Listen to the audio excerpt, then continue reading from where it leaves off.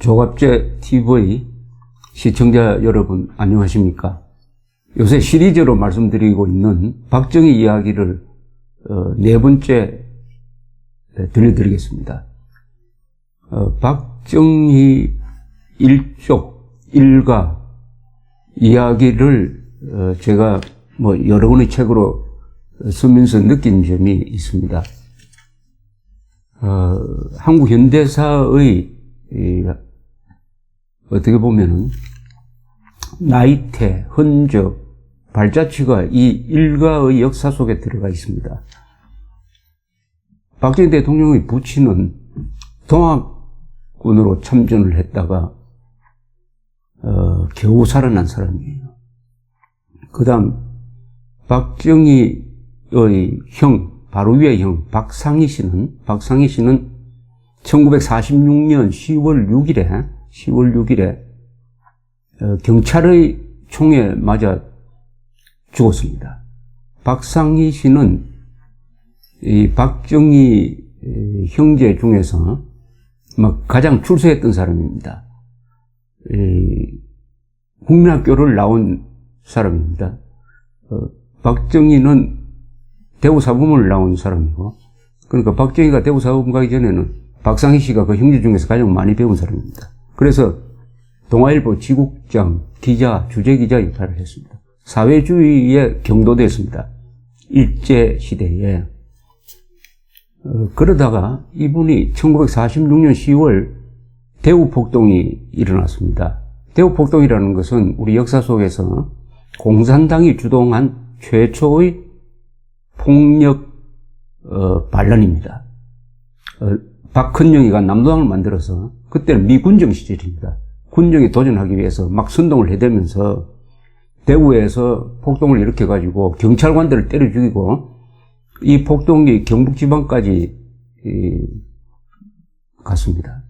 식량 부족이라든지 이런 것을 미군정의 잘못으로 돌리고, 친일파를 타도하자 이런 식으로 해가지고, 이념 문제로서 형제가 형제를 죽이는, 이념 문제로서 이웃이 이웃을 죽이는, 동족끼리 죽이는 최초의 비극이 바로 1946년 10월의 대우 폭동이었습니다.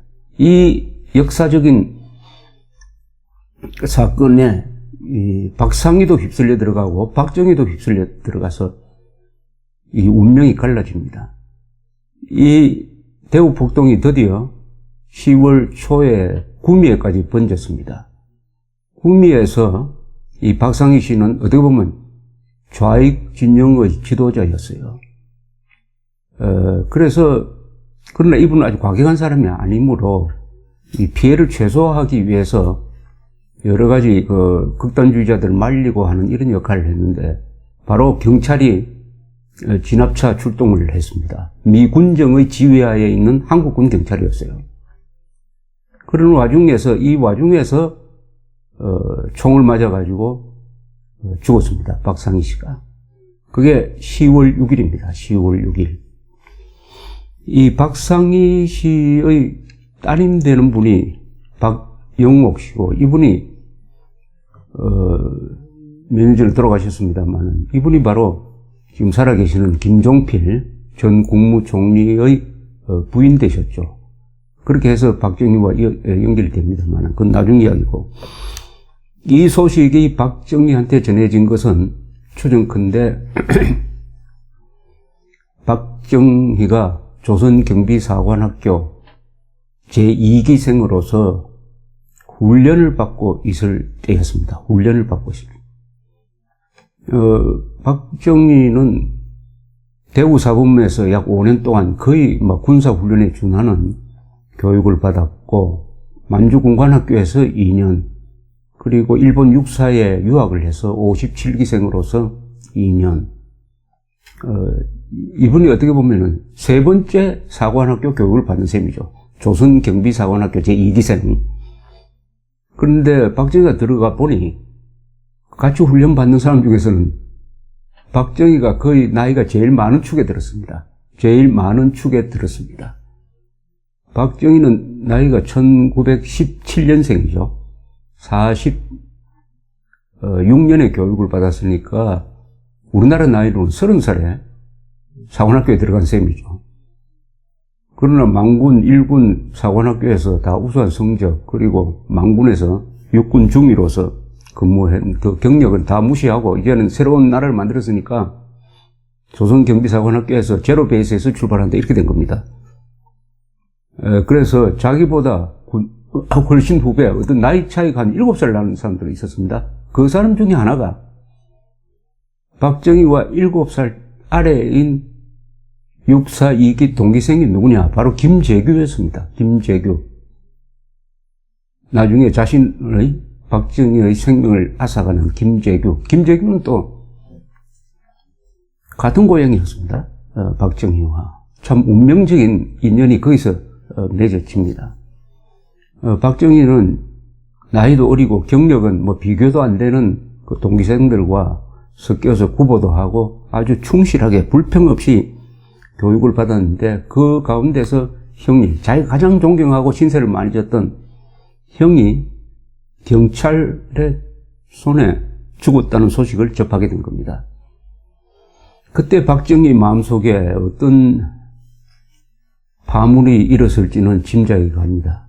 박정희는 농촌 출신이고 그러면서도 공부를 잘해서 엘리트 교육을 받았고 또 천하의 엘리트들이 모이는 일본 육사에서 교육을 받았으니까 가난하면서도 또한 엘리트 의식이 강한, 그러면서도 주체적 이 사고방식의 아주 특이한 인물이었습니다.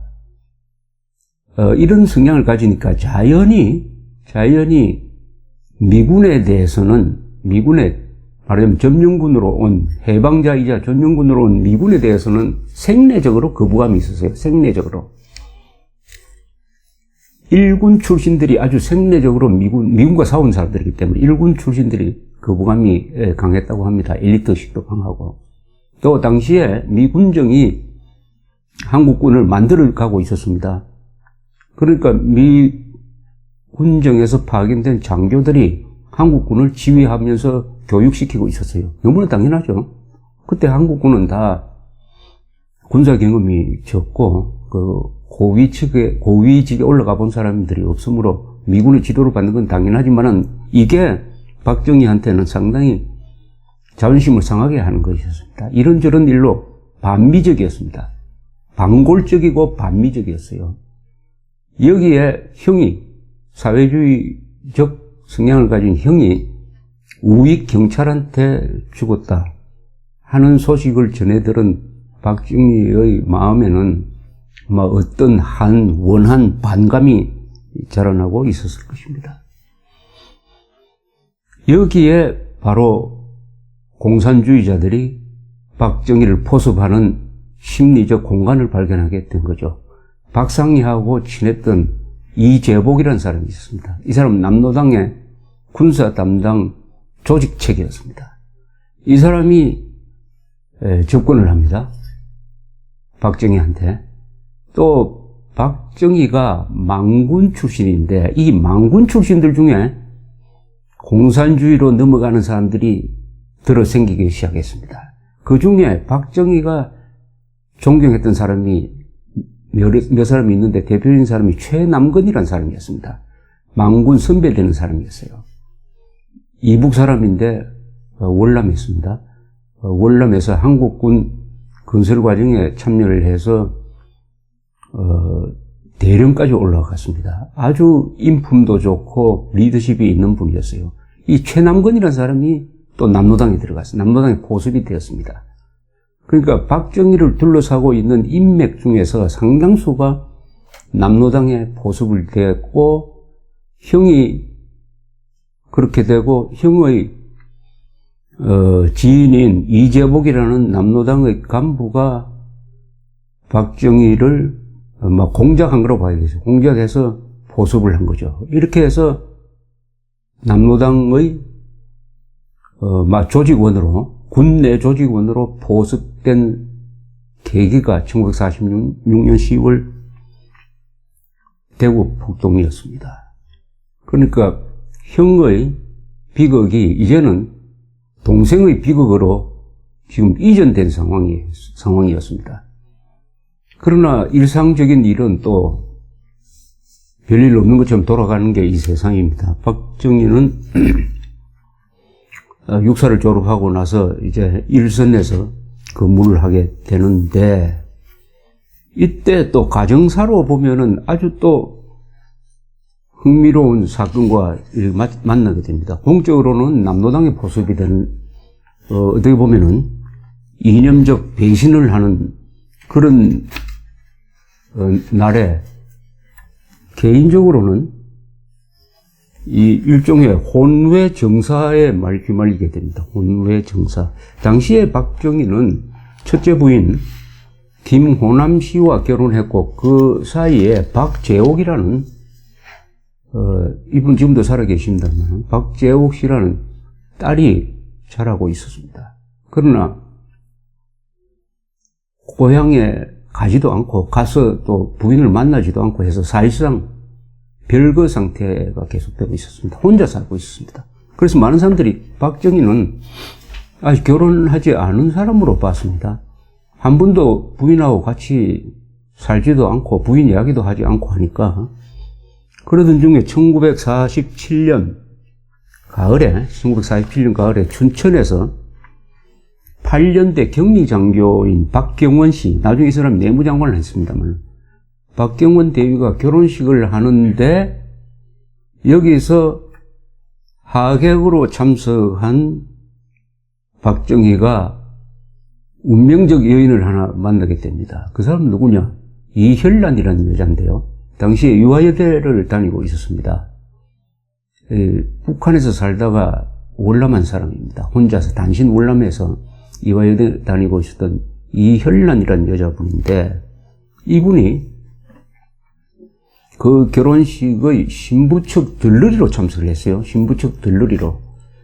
그러니까 신랑 들러리, 신부 들러리 이런 사람들이 모여가지고 놀고 식사하는 자리가 만들어졌습니다. 그때 박정희 대위가 눈여겨본 사람이 이혈란 씨였습니다. 이혈란. 첫눈에 아마 반한 것 같습니다. 첫눈에. 이 이혈란이라는 분의 사진은 제가 쓴 박정희 전기 제2편 전쟁과 사랑이라는 이 두 번째 권에 한 장의 사진으로 올라 있는데, 이게 아마 공개된 유일한 사진일 것입니다. 유일한 사진. 이 사진이 작아서 잘 안 보일 것 같은데, 이 사진의 아래줄에 가장 오른쪽에 있는 이 아기를 안고 있는, 이 아기는 뭐 결코 낳은 아기가 아닙니다만 이 사진입니다. 이 사진의 가장 왼쪽에 박정희, 아주 초췌한 모습의 박정희가 있습니다. 초췌한 모습의 박정희가 있습니다. 이것은 언제 찍은 사진이냐 하면은, 박정희가 남로당에 연루되어서 수사, 구속, 재판, 감형 이렇게 해서 군복을 벗고 나온 직후에 1950년 초로 추정이 됩니다. 그때 박정희 누님, 같이 찍은 사진인데, 이 사진을 봐도 이혈란이라는 여자분은 이목구비가 뚜렷하고 얼굴이 길고 아주 미인입니다. 약간 신경질적이었다고 합니다. 또 예술적 재능도 뛰어나고, 이렇게 해서 박정희 눈에 들고, 어떻게 보면 남녀 사이로서 박정희가 남녀 관계로서 가장 사랑한 사람이 아니냐, 이렇게 생각이 듭니다. 이 사랑이라는 게 결국 비극적으로 끝났으므로 더 박정희한테는 많은 기억으로 남았고, 아마 대통령 하면서도 그때 어딘가에 살고 있을 이혈란 씨에 대해서 궁금해했다고 합니다. 공교롭게도 이혈란 씨의 남동생이 기자로서 청와대 출입 기자를 하고 있었습니다. 서울에 있는 어느 신문사에. 그래서 박정희 대통령이 그 동생을 불러가지고 그 누나가 어떻게 살고 있느냐 묻기도 했다는 이야기가 있습니다. 이분은 박정희 대통령보다 오래 살았습니다. 그 이야기는 나중에 기회가 있으면 하겠습니다. 이현란 씨를 만나니까 간단한 또 급진전이 돼가지고 약혼식도 하고 곧 동거에 들어갑니다. 같이 살게 됐어요.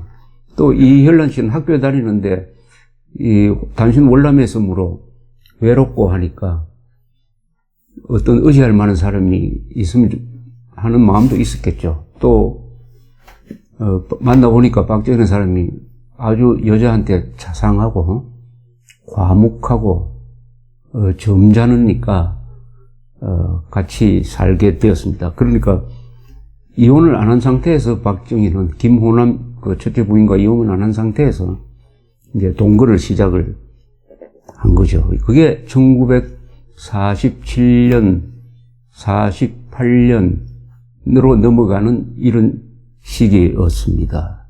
자, 여기에 이제 큰 사건과 이제 박정희의 운명을 결정하는 큰 사건과 드디어 만나게 됩니다. 그것은 1948년 10월 19일, 1948년 10월 19일, 우리 한국 역사에서 하나의 분수령이 되는 사건이 일어납니다.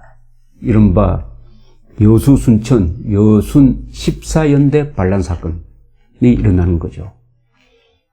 옛날에는 우리가 그냥 여순 반란 사건이라고 했습니다. 그러다가 명칭이 왜 14연대로 들어갔냐면 여순 반란 사건 하면 잘못하면 여수 순천 분들이 무슨 반란을 일으킨 것처럼 되니까 여수 순천 여수에 주둔하던 14연대가 일으킨 반란 사건이다.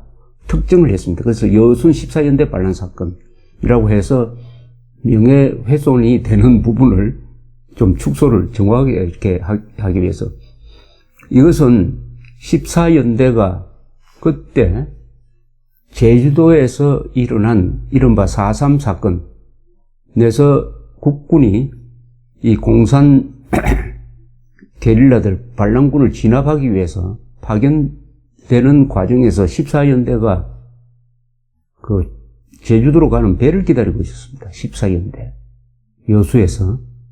그때 군 내에 침투해 있었던 하사관들, 남로당 하사관들이 일으킨 군사반란이죠. 지창수란 그 하사관이 주도를 해서 반란을 일으켜서 그 장교들을 20명 죽이고 그 다음에 순천으로 여수를 장악한 다음에 순천으로 쳐들어가서 여수 순천에서 수천 명의 경찰관 공무원들을 죽이고 가족을 죽인 이런 아주 큰 반란 사건이었습니다. 큰 반란 사건이었습니다. 이 반란 사건이 일어나자 토벌사령부가 설치가 됩니다. 토벌사령부. 그 박정희가 종료했던 장군 중에 한 사람이 원용덕 씨인데 군의관 출신인데 이 원용덕 씨가 토벌사령관이 되고 지금도 살아계시는 백선엽 씨가 참모장으로 갑니다. 참모장으로 가면서 제일 중요한 작전 참모를 데리고 가는데 이 사람이 김점곤이란 분입니다. 경희대학 교수하시다가 수년 전에 돌아가셨습니다만 조선경비사관학교 1기생 갑니다. 그 다음에 김정곤 씨는 또 누구를 데리고 가느냐 하면 자신의 보좌관으로서 작전참모 보좌관으로서 당시에 육군사관학교 중대장을 하고 있던 박정희 소령을 데리고 갑니다. 소령을 데리고 여순 현장으로 가서 거기에 지휘소를 설치하고 산소로 지리산으로 들어간 이 반란군들을 소탕하는 작전에 참여하는 것이죠.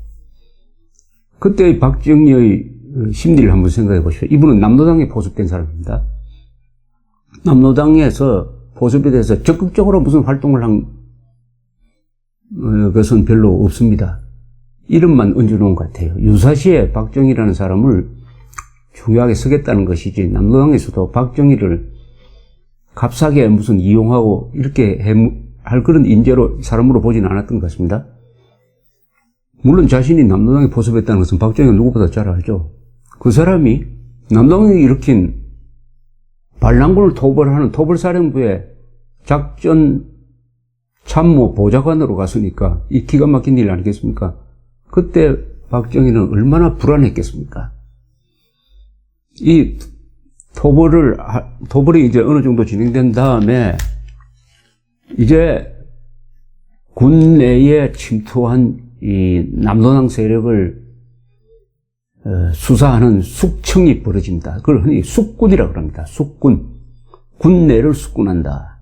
수사본부가 만들어집니다. 이 수사 책임자가 육군 정보국장이던 백선엽 당시에 대령이 수사 책임자가 됩니다. 백선엽 장군은 다부동에서 대한민국을 지킨 분입니다만은 박정희보다는 항상 군에서 진급이 한 2계급 정도 앞서 있었던 분입니다. 만주군관학교 출신입니다. 박정희보다 선배입니다. 그러나 나이는 박정희보다 3살이 아래였어요. 백선엽 장군과 박정희 공통점이 하나 있다면 박정희는 대구사범, 백선엽 장군은 평양사범, 두 분 다 사범학교 출신입니다. 요사이 살아계시는 백선엽 장군을 만나면은 이분이 가지고 있는 교사적 분위기를 느낍니다. 말을 정확하게 하시고 연세 드셔도, 그리고 항상 어떤 가르치려는 자세를 느낍니다. 그게 사범학교를 나온 분들의 공통점입니다. 이 백선엽 장군이 아주 이제 무서운 분이 됐습니다. 군내 수사 책임자가 됐습니다. 이 수사를 하는데 방첩대 또는 특무대, 방첩대 이름이 여러 번 바뀌고 그게 나중에 보안사로 바뀝니다만은 이 방첩대 역할을 하는 사람이, 방첩대장 역할을 하는 사람이 수사 책임자가 한 사람 등장합니다. 이 역사적 인물이 되는 거죠. 이 사람은 누구냐 하면은 김창룡이라는 사람입니다. 김창룡, 나중에 암살로서 죽게 됩니다만 군내 갈등에 의해서. 김창룡은 일대에 보면 이게 친일 군인 출신이죠. 이 관동군에, 일본 관동군의 하사관으로 있으면서 공산주의자들을 많이 조사했던 사람입니다. 그 해방 뒤에는 북한에서 살기가 어렵고 하니까 공산주의자들의 어떤 보복을 피해서 남쪽으로 가서 군에 들어갔습니다. 육군사관학교 3기로 들어갔습니다. 박정희보다는 한 기 후배죠. 이 사람이 1년대, 우리나라에서 처음 만들어진 1년대의 정보주임이 됩니다. 정보참모라고 봐야 되겠죠. 그래서 정보주임으로서 군에 많이 들어와 있는 이 공산주의자들을 잡는 일에 일찍부터 종사하고 있었는데 마침 요즘 반란 사건이 나니까 백선엽 장군이 이 1년대 정보주임인 김창룡한테 수사의 실무를 맡깁니다. 김창룡이 가장 무서운 사람이 됐습니다. 당시에 계급이 소령인데 이 사람이 박정희를 조사를 하게 되는 거죠.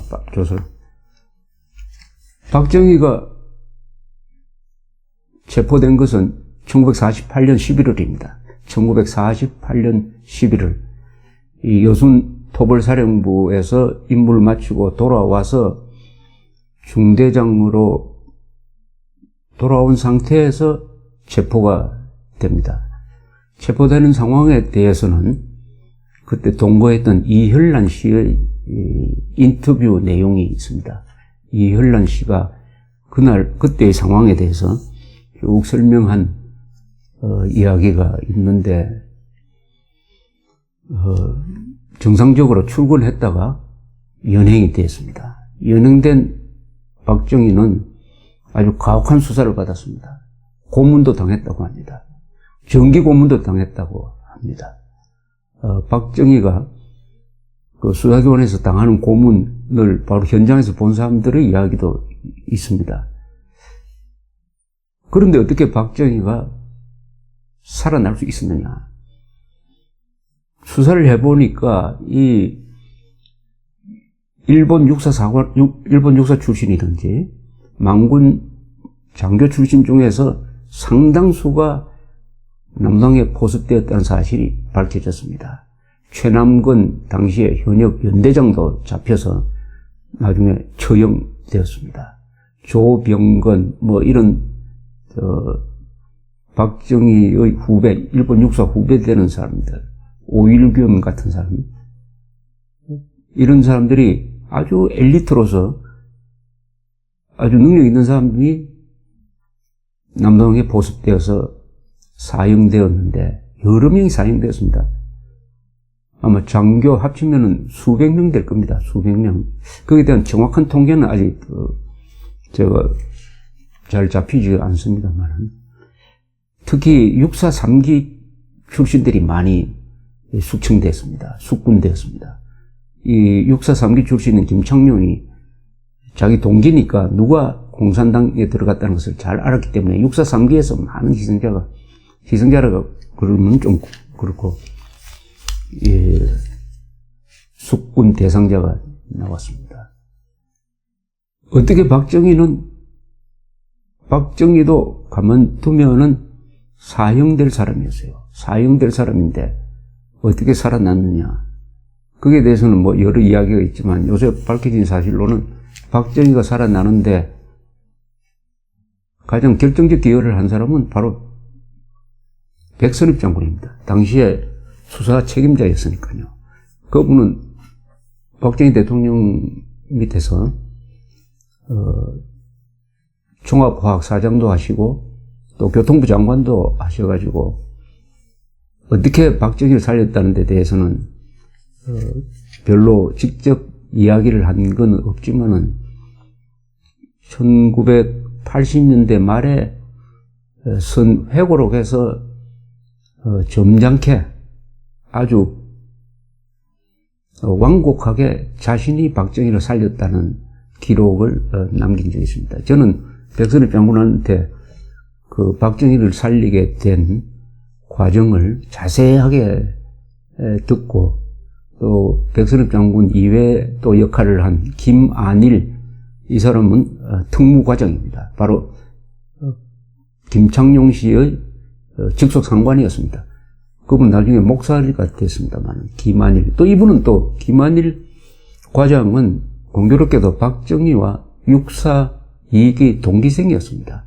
김안일. 그 다음에 김안일의 밑에 있었던 김창룡, 김안일 과장, 그리고 백선엽 정보국장. 이 세 사람이 박정희를 살린 사람입니다. 물론 내가 박정희를 살리는데 기여를 했다는 사람들이 그때 드러 나왔습니다. 그러나 결국 이 어떤 살리고 죽이느냐를 결정할 수 있는 그 라인 선상에 있는 사람이라야 살릴 수 있는 거죠. 다른 사람은 그냥 그 사람 아까운 사람이니까 잘 봐주세요 정도밖에 못합니다. 결국 생명을 살린 사람은 백선엽 장군입니다. 백선엽 장군, 미래의 대통령을 살린 사람이죠. 그리고 이 사람을 살려야 되겠다고 건의한 김창룡. 왜 김창룡은 그 저승사자 같은 김창룡이 박정희 대통령을 살리려고 했느냐 하는 것은, 첫째, 박정희 대통령이 잡혀와서 수사에 협조를 했습니다. 자기가 알고 있는 남당 조직원들의 이름을 털어놓았어요. 그렇게 되면은 공산당원은 일단 조직의 이름을 대는 순간부터 기능이 정지되는 거죠. 공산당 입장에서는 그렇습니다. 기능이 정지되는 겁니다. 왜냐하면 쓸모가 없어져요. 그런데 협조를 했습니다. 그리고 박정희의 그 수사하는 협조 태도가 아주 수사관들을 감동시켰다고 합니다. 그렇게 비굴 하지도 않고 살려달라고 애걸도 하지 않고 아주 사람이 이 위기에 처해가지고 당당하게 보였다고 합니다. 당당하게 보였다는 것은 조금 그렇지만 하여튼 수사하는 사람으로 하여금 이 사람은 살려야 되겠다는 마음이 생기도록 처신했다는 것이죠. 그래서 살리기로 하면서 그때는 재판은 거의 형식적으로 가는 겁니다. 이 수사하는 사람들이 마음에 의해서 재판 결과도 나오니까 수사 책임자 김한일 과장, 김창룡 정보주임, 백선엽 국장이 살리기로 하면 살리는 거예요. 마지막으로 백선엽 장군이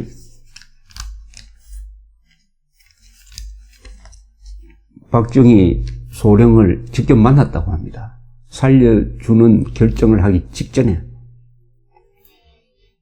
그때 그 모습이 아주 처연했다고 했습니다.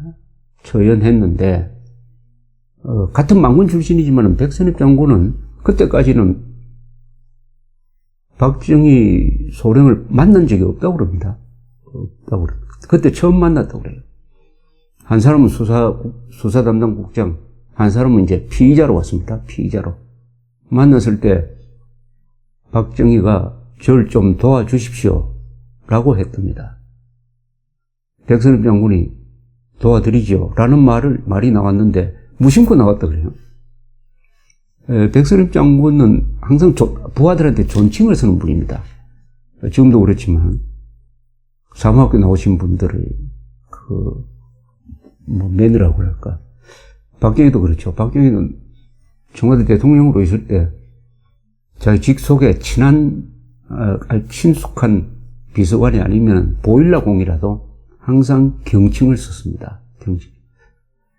그러니까 피의자, 지금 죽느냐 사느냐가 달려있는, 그러니까 반역자로 죽느냐 살아나느냐의 운명이 달려있는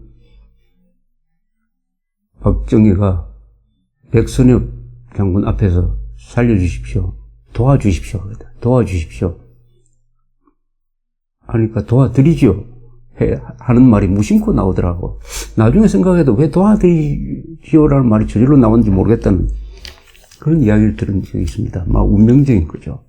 그래서 이승만 대통령한테 건의를 해가지고 이 사람은 살려야 되겠다 해서 살려준 사람이 바로 박정희입니다. 그러나 재판 절차에서는 무기, 징역, 선고의 감형, 그리고 군에서 전역하는 걸로 정리가 되었습니다. 그 일이 50년 초의 일이었습니다. 바로 6.25 일어나기 직전에 이런 절차가 끝나는데 이 시기에 박정희는 또 다른 위기를 맞게 되었습니다. 그것은 구속 수사를 받고 있는 중에 같이 동거하던 이혈란 씨가 마음이 바뀌었습니다. 무슨 그렇지 않겠습니까? 북한에서 빨갱이가 싫어서 내려왔는데 남편이 빨갱이로 밝혀져가지고 지금 수사를 받고 있다고 하니까 그 사람 마음이 어떻겠습니까? 그래서 틈이 생기기 시작했습니다. 이혈란과 박정희 사이에. 박정희는 그 수사를 받는 중에도 이렇게 쪽지를 써가지고 김창룡을 통해서 그 이혈란 씨한테 편지를 보냈다고 합니다. 그 편지 내용을 이혈란 씨가 박정희가 죽은 뒤 수십 년 뒤까지 그 편지 내용을 기억하고 있었습니다. 이혈란 씨가 기자한테, 제가 아닙니다. 다른 기자한테 틀어놓은 박정희가 쓴 편지의 내용은 이랬답니다. 사실은 내가 출근해가지고 육군사관학교에 갔더니 누가 와서 피해라고 하더라. 근데 피하지 않았다. 내가 피하지 않은 것은 당신 때문이다. 당신이 생각이 나서 피하지 않고 잡혀갔다. 이런 내용이었다고 합니다. 그때 만약 피했으면 어떻게 될까요? 박정희가 수사진의 들어닥치기 전에 박정희 소령입니다. 도망갔다면 어디로 갔을까요? 아마 산으로 들어갔을 겁니다. 지리산 같은 데 들어가가지고 거기 잠복해 있는 이 공산 게리라들과 한패가 되었을 가능성이 많죠. 아니면 잡혀와가지고 처형 총살됐을 겁니다. 총살. 그런데 이혈란에 대한 애틋한 사랑하는 마음으로 도망가지 않고 잡혀갔다. 이 고백은 사실이겠죠. 사실이라면 이게 대한민국 역사를 바꾼 것 아니겠습니까? 잡혀갔으므로 거기서 백선엽 장군을 만나고 해서 구명이 된 거죠. 살아난 거죠. 살아나고 군복을 벗었지만은 그 몇 달 뒤에 6.25가 나서 다시 군복을 입게 됩니다. 그래서 달아나느냐 안 달아나느냐 하는 그 결정적인 순간에 이혈란 씨에 대한 애틋한 마음이 달아나지 못하도록 아예 잡혀가는 쪽으로 그 박정희의 운명의 방향을 틀어놓았다. 이런 생각이 듭니다. 이것은 무슨 상당히 소설적 이야기인데 어쨌든 1947년, 48년, 49년 6.25가 나기까지의 이 3, 4년 동안은 박정희로서는 형이 그렇게 경찰에 피살되고 또 남로당에 포섭되고 그게 발각이 되어서 수사, 고문, 재판 그리고 부인과 사실상의 부인입니다. 이혈란 씨와 관계가 틀어지는 가정이나 본인이나 그리고 공적인 부분에서 여러 가지 위기가 한꺼번에 온 시기입니다. 이 시기가 박정희 62년생에서 가장 괴로웠던, 박정희로서는 가장 괴로웠던 시기고 이 시기가 또 거꾸로 전화위복이 돼가지고 그 10년 뒤에 약 11년 뒤에 박정희가 정권을 잡도록 하는 그 길을 여는 또 다른 상황이 전개되는 시기였습니다. 지옥에 떨어졌는데 그 지옥에서 벗어나는 과정에서 박정희는 648 김종필 그룹이죠. 648기생들과 인맥이 맺어지고 김일성의 남침에 의해서 군으로 복귀할 수 있는 찬스가 생기고 하는 이런 또 역전의 드라마가 길이 열리는 것입니다. 이 뒤에 부분은 다음에 말씀드리겠습니다. 감사합니다.